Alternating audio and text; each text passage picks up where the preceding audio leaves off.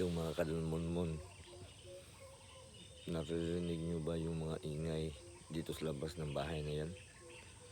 Ganito covered yung bahay na yan, ganito kakatakot.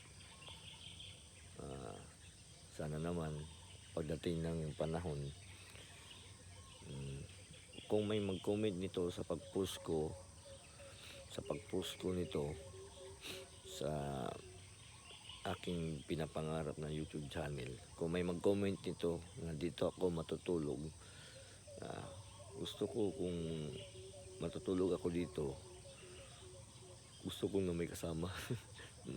Ayaw ko kasi nang wala dahil nakakatakot tong bahay na to, makikita nyo naman. So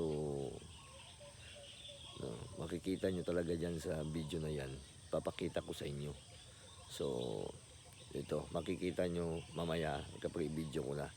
So please follow and like and share this video. Lahat ng nakakatakot at makikita nyo sa kahit alam nyo na sa TV lang, dito TV dito, pero makikita nyo talaga ito sa pag tingin ko pa lang, kakaiba na talaga.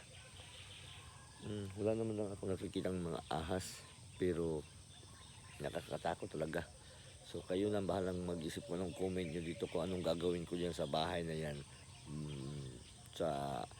Sa mga comment nyo, kayo na bahala. Comment down below lang kayo, comment down below lang kayo kung anong gagawin ko dito.